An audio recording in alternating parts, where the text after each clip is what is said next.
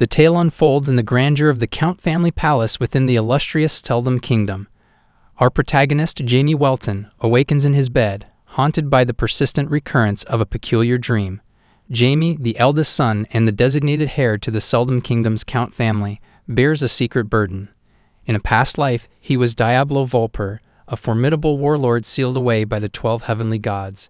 As Diablo faced his sealing, he ominously foretold that upon his awakening, the gods' radiant light would fade into darkness, subjecting them to eternal suffering and compelling them to beg Jamie for release.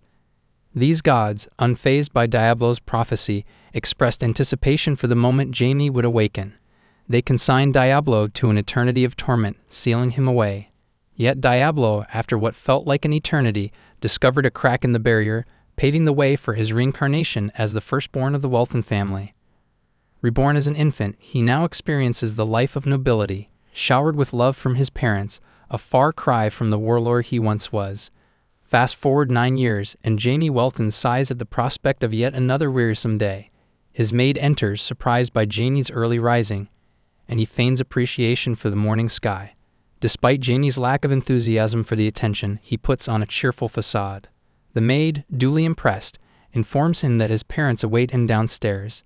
After a swift change of clothes, Jamie descends, silently contemplating the monotonous routine that awaits him. Downstairs, the Welton family eagerly awaits Jamie's presence. His mother, Sears Bell Welton, hailing from the prestigious Bell family, beams with joy, charmed by the perceived cuteness of her children. Jamie's father, the head of the Welton Count's family and one of the kingdom's 5 revered swordmasters, is enamored with both his wife and children. The family tableau is completed by Jamie's younger sister, Sarah Welton. To the external observer, they epitomize the quintessential happy family. However, Jamie harbors a starkly different perspective, finding the carefully constructed happiness to be a tiresome facade. As the formalities unfold, Jamie can't help but retreat into introspection. Once back in his room, he lies on his bed, contemplating the ceaseless struggle to acclimate to the overwhelming affection emanating from his family. Despite the external appearances of joy and unity, the dichotomy between Jamie's external role as the cherished heir of the Welton family and his internal turmoil as the reincarnated Diablo Volfir paints a poignant picture. Growing older has brought some relief to Jamie's life in the Grand Mansion. In his early years, Jamie wanted to get sealed again, stemming from the challenge of speaking with a cute tone, a consequence, as he believed, of having a short tongue. However, amidst this internal struggle, Jamie found solace in the opulence of the mansion and the myriad activities it offered. The private library, in particular, held a special allure for him. In the midst of Jamie's contemplations, his shikigami, a supernatural creature, materialized and perched itself on his head. A sense of weakness overcame Jamie, but he quickly reassured himself that being reborn presented a unique opportunity.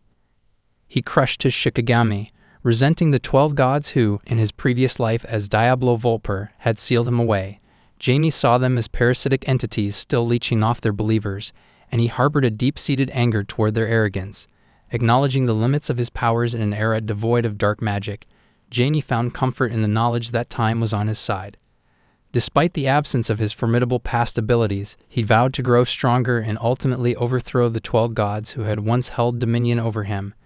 In the midst of these intense thoughts, Jamie's routine was disrupted by the entrance of his maid. She reminded him with a warm smile that it was time for his daily children's book reading session with his mother. The abrupt transition from his dark musings to the cheerful task at hand required Jamie to switch to a cute demeanor, something he found internally irksome. Nevertheless, he put on a facade of affection and assured the maid that he would join them shortly. As Jamie made his way to join his mother and sister for the reading session, he couldn't help but reflect on the incongruity of his internal turmoil with the external image he projected. His mother and sister greeted him with surprise, taken aback by the cuteness Jamie exuded. Instantly, they enveloped him in warm embraces, expressing genuine delight at his adorable demeanor. Seated for the reading, Jamie wore a sparkling smile as he inquired about the chosen book. His mother, seemingly charmed by his cuteness, engaged him in a lively reading session. As the story unfolded, Jamie expressed genuine enjoyment and revealed his aspirations to become a great magician, drawing inspiration from the characters in the book. His mother, appearing impressed, assured Jamie of his potential success, citing his past achievements in defeating 3 magic teachers. Jamie, however, couldn't shake off a sense of skepticism. wondering if his mother's encouraging words concealed a form of mockery. Despite this uncertainty, his mother patted his head affectionately, adding that his father would arrange for the guidance of the greatest magician to further hone his skills. Encouraged by this revelation, Jamie couldn't help but express admiration for his father's abilities. His mother, seizing the moment, attempted to divert him from his usual routine, suggesting playtime instead of heading to the library. Unyielding, Jamie politely but firmly insisted on pursuing his interests in the library. As his mother sought to hug Jamie, torn between his desire to break free and his mother's affection, relented and fell into her embrace. Yet as she implored him to forsake the library in favor of spending time with her, Jamie, with a mix of politeness and determination, he tells his mother to let him go. Entering the library, Jamie settled into a chair with a book in hand. As he closed the latest tome on mana breathing, disappointment washed over him. It didn't offer the help he sought. His contemplation was interrupted by a call for his meal, a routine that had grown tiresome, dining with his parents 3 times a day. Leaving the library and stepping into the hall, Jamie noticed an old man. Puzzled, he wondered about the stranger's identity. The old man greeted Jamie, surprising him with the tremendous amount of mana radiating from his body like a tempest. Jamie speculated that the old man was likely a 7th-class magician, intrigued by the question of how he arrived without a guide, perhaps teleportation. Considering the possibility of the old man being an intruder, Jamie hesitated. However, the man's relaxed demeanor didn't fit the profile of an intruder in a swordmaster's mansion. Seeking answers, Jamie questioned the old man about his identity and purpose. Unfazed, the old man, excited by the significant mana Jamie possessed, remarked on the son of a tiger being a tiger himself. In the old man's eyes, Jamie surpassed the average. Growing irritated by the old man's lack of a direct response and his attempt to gauge Jamie's potential, Jamie prepared to attack.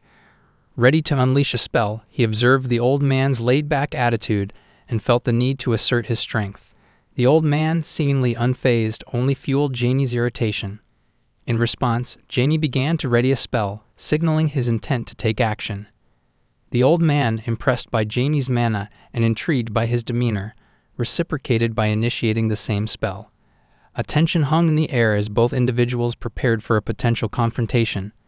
Observing the old man mirroring his actions, Jamie's anger intensified. The audacity of the old man testing him, a figure who had once stood on the brink of defeating even gods in a past life, fueled Jamie's determination. Ready to unleash his spell upon the old man, Jamie's resolve showcased the immense power that lay within him. In the midst of an enchanted confrontation, Jamie directed the force of his magical prowess towards the elderly man, anticipation hanging thick in the air. The elderly gentleman, however, displayed a mastery that belied his age, effortlessly parrying Jamie's magical assault. The young magician, expecting his conjured energies to wreak havoc, was left dumbfounded by the old man's skillful defense. The result was far from what Jamie had envisioned. Despite the unexpected turn of events, the seasoned old man found delight in the spectacle of a 9-year-old like Jamie wielding such potent magic. Responding with a spell of his own, the elderly man directed it away from Jamie, who, recognizing that the magic was not aimed at him, stood motionless. The old man, taken aback by Jamie's lack of reaction, the magical skirmish reached an unexpected climax as Jamie's father, sensing the tension, entered the scene just in time to intercept the old man's mystical assault. Concern etched on his face, Jamie's father immediately inquired about his son's well-being. Jamie, seizing the moment, feigned weakness and burst into tears, adding an emotional layer to the already charged atmosphere. His father, angered by what seemed to be the old man's callous mistreatment of Jamie, scolded him for reducing his son to tears. Yet the elderly gentleman found amusement in Jamie's apparent shyness, seeing it as a unique reaction. As the magical energies dissipated, the room settled into an uneasy calm. They gathered around, finding solace in the ritual of sharing a cup of tea. Jamie's father, recognizing the need to diffuse the tension, revealed Jamie as the heir to the Welton family. He expressed his displeasure at the unexpected magical assault on his son, further fueling the tension between the two parties. The old man asked the Count that how much he knows about his son. The Count replies about what? Marquis Limmel acknowledged Jamie's innate genius. The Count, skeptical and still nursing his anger from the earlier assault, questioned the old man's credibility after such a display. Marquis Limmel, unfazed by the Count's suspicions, dismissed his concerns, suggesting that the Count knew little about his own son. The Count's anger persisted, but Marquis Limmel urged him to calm down, claiming to sense his aura and perhaps seeing beyond the surface of the situation. The revelation of Marquis Linmel's identity as the strongest 8th-class great magician among the living added another layer of complexity to the unfolding narrative. Jamie's father, now intrigued by the potential mentorship of such a prestigious figure, questioned the likelihood of Marquis Linmel accepting Jamie as his student. Suspicion crept into the Count's voice as he pondered whether his son lacked the necessary magical aptitude. In response, Marquis Linmel offered an unexpected explanation. He couldn't accept Jamie as his student, not due to a lack of talent on Jamie's part, but because he doubted his own ability to handle the extraordinary abilities that Jamie possessed. The revelation left the room steeped in a mixture of awe and uncertainty. The Count stood there, his mind reeling from the unexpected revelation delivered by Marquis Linmel. The seasoned magician calmly informed the Count that his son, Jamie, possessed the extraordinary ability to comprehend and read all of the Marquis's intricate magical maneuvers. It was a revelation that struck the Count with disbelief, struggling to fathom that his young son could decipher the complexities of such advanced magic.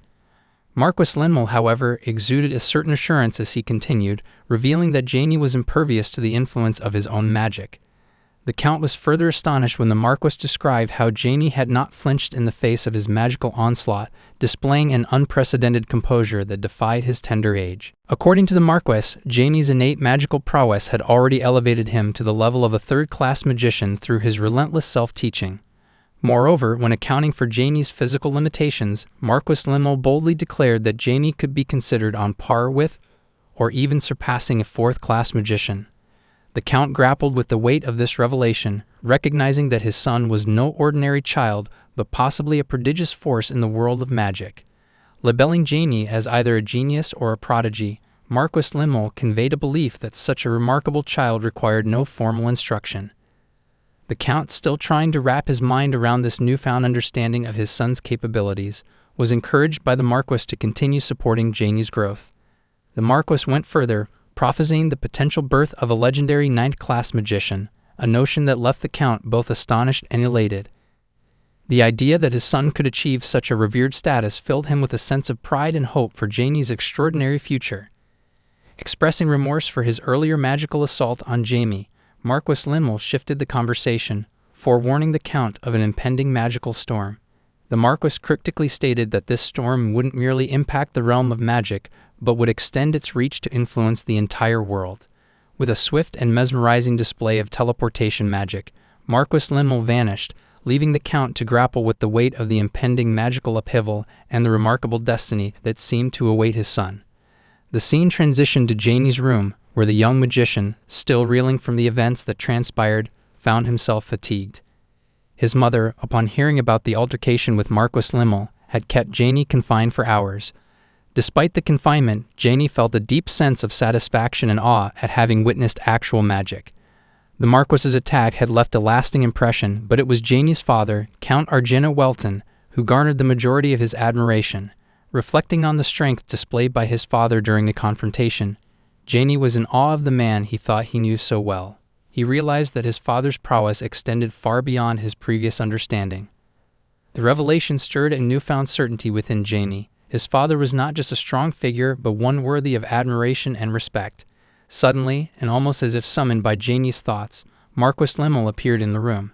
The older man, observing Jamie's demeanor, questioned the young magician about the cause of his laughter. Startled by the unexpected presence of Marquis Linmel, Jamie asked why the old man was in his room.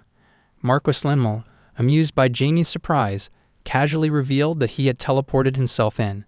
Jamie, still grappling with the shock of not noticing the seasoned magician's arrival, acknowledged that the old man was no ordinary individual. Marquis Linmel, intrigued by Jamie's distinct behavior in the presence of family compared to strangers, laughed and commented on the young magician's amusing personality. As the conversation continued, the room became a nexus of magic and mystery, where the legendary Marquis Linmel and the prodigious Jamie shared a moment in time that held the promise of an extraordinary future. Jamie found Marquis Linmel peculiar, questioning why the old man scrutinized him so intensely, especially considering they had just met. To Jamie's surprise, the Marquis produced a magical tome and handed it over. Perplexed, Jamie asked the reason behind this unexpected gift. In response, Marquis Linmel explained that the magic he had used earlier was outdated, and thus he was bequeathing Jamie with the book. Jamie felt a surge of anger, interpreting the gesture as a slight to his magical abilities. However, Marquis Limmel clarified that the tome contained magic he had personally created. Jamie would be the first to explore its contents, a revelation that intrigued the young magician. As Marquis Limmel prepared to depart, he expressed high expectations for Jamie's potential, leaving the young magician to wonder about the changes the next encounter might bring. Jamie, embracing the challenge, assured the Marquis that the results would likely exceed his expectations. Excitement fueled Jamie as he delved into the magical tome, discovering mana-breathing techniques and methods of absorbing mana into one's heart. The prospect of new and unconventional magic piqued Jamie's interest. However, the intricacies of the techniques presented a daunting challenge. The need for precision, especially in absorbing mana through the skin, forced Jamie to reconsider his initial enthusiasm. Lying on his bed, Jamie contemplated the difficulty of manipulating mana materials to achieve the required precision.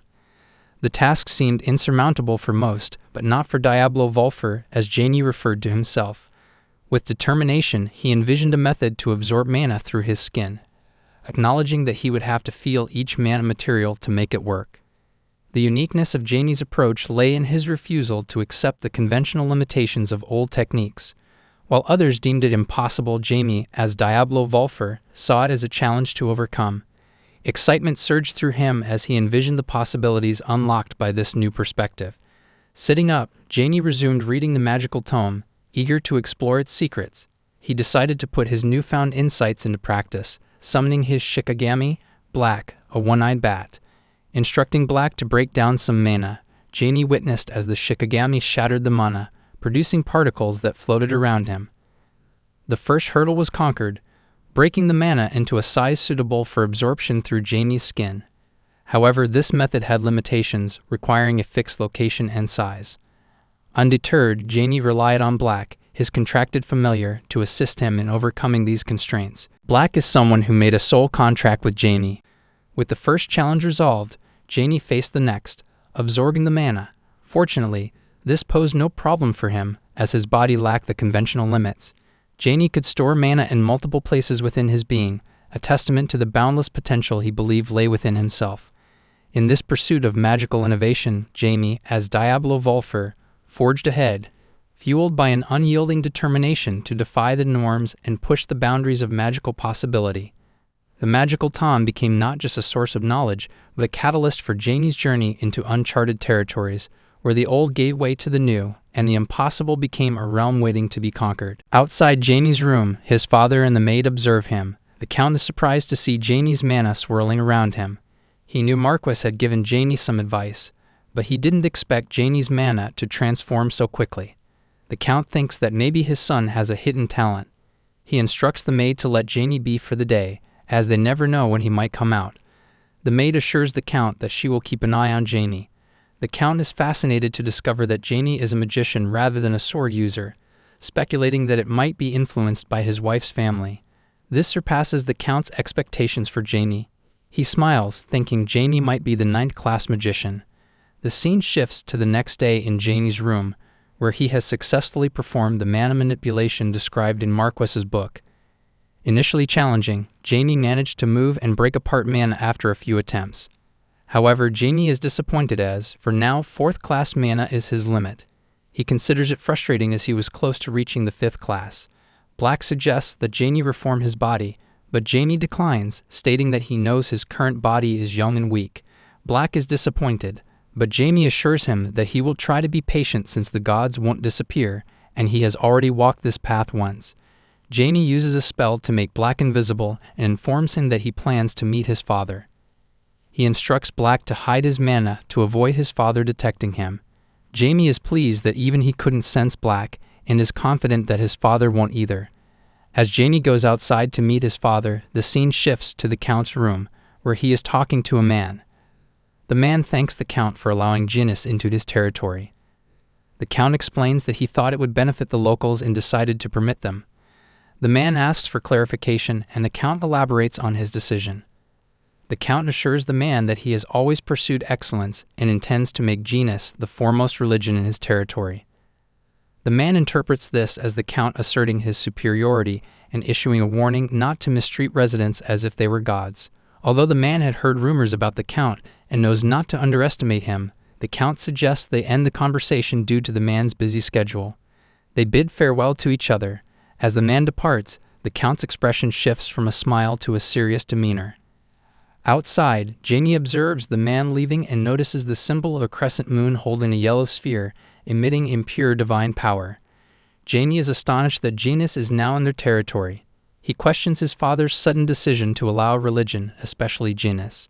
Feeling restricted and with limited choices, Jamie decides he must meet with his father and start investigating that night. Jamie enters his father's office, where they both sit down. The Count inquires if Jamie has completed everything.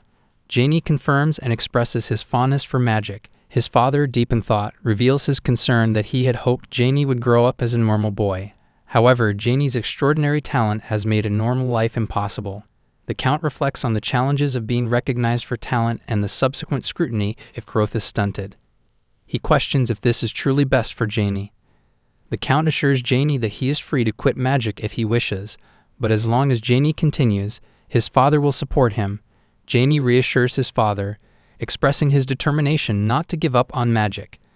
The Count is pleased but surprised by the level of mana Jamie possesses for a 9-year-old. He senses mana throughout Jamie's body, which astounds him, as mana is believed to be stored only in the heart. The Count asks if Jamie mastered the magic tome given by Marquis Limmel the previous day. Jamie proudly informs his father that not only did he master the magic tome, but he also addressed the issues he was facing. The Count is shocked, unable to believe the significant improvement his son achieved in just one day. He begins to think that Jamie might have the potential to become the legendary 9th-class magician. Overwhelmed with pride, the Count laughs, realizing that compared to Jamie's talent, his own seems insignificant. Jamie, puzzled, asks his father what's amusing. His father explains that he is laughing out of pride and affection, patting Jamie's head. Internally, Jamie wishes his father would stop the affectionate gestures. His father notices something on Jamie's head and asks if it's a summon. Jamie is surprised that his father can see black, as he was sure he had applied invisibility. The Count remarks that it looked too round for a bat, prompting Jamie to wonder about his father's exceptional abilities. Jamie explains that he shaped it like a bat and hit it, thinking his father would be surprised. The Count hugs Jamie, expressing immense pride and calling him a genius. Later, tired, Jamie retreats to his room, reflecting on the abundance of love and affection in their household. At night, Jamie dons a cloak and ventures outside. Calling Black, who conjures wings for Jamie, he prepares to uncover the reason behind Janus coming to his territory. Jamie flies around the land with Black's wings. In an alley, 2 men, Philip with purple hair and Jance with brown hair, discuss their predicament.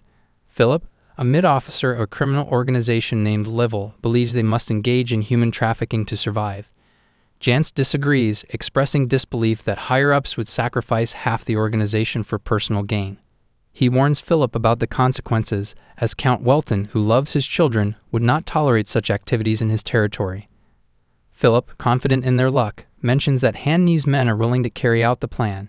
Jance prefers running away over snitching, adhering to underground rules. They debate their options, acknowledging the challenges they face. Meanwhile, Jamie overhears their conversation and steps forward, surprising both Philip and Jance. They inquire about Jamie's identity. Hearing them, Jamie laugh, draped in a cloak, a chilling mimicry of the Grim Reaper's foreboding presence.